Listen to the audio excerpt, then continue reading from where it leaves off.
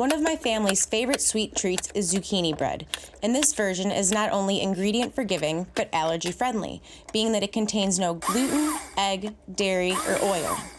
I start off by cutting a zucchini from my garden into small enough pieces that it fits into my food processor, which has its slicer attachment. After the zucchini is grated, I transfer it over into a bowl and swap out the blade in my food processor from a shredder to a regular blender blade. I next take a bag of oats and put it in the food processor to blend to create a gluten-free oat flour. This process takes a little bit of patience, a little bit of scraping, and a lot of pulsing, but I promise you'll eventually get there.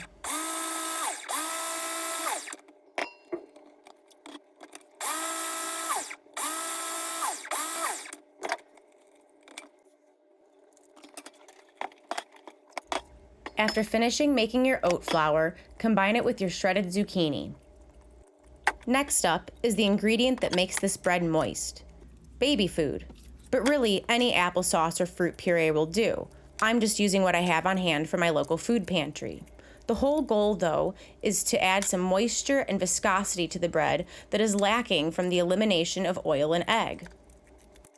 Next, I measure some vanilla with my heart and add about 1/3 cup of sugar, although you can add more or less depending on your family's sweetness preferences. This recipe is very forgiving. I then add a dash of cinnamon, about a teaspoon of baking soda, a pinch of salt, and about 1/2 cup of water until my batter is about this consistency.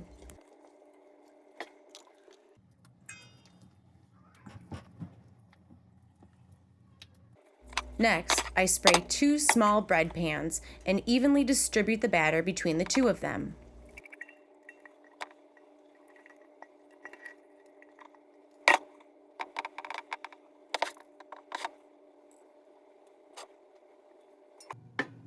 Into the oven they go at 350 for 30 minutes until we come back and check on them. Here's a little sneak peek. After the initial 30 minutes, I rotate my pans in the oven and set them for an additional 30 minutes.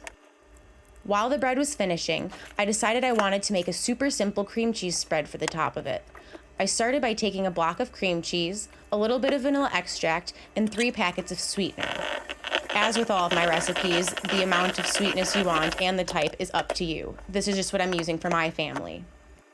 Also, my family is not dairy-free, but if yours is, you can easily substitute regular cream cheese with a dairy-free alternative. Mix that together until it's well combined and forms a creamy consistency.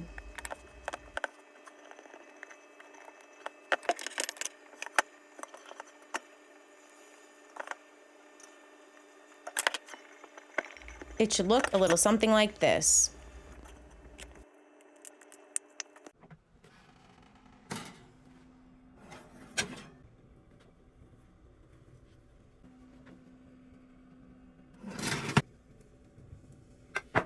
And here's the final product. Simple, versatile, and allergy friendly. I hope you all enjoy.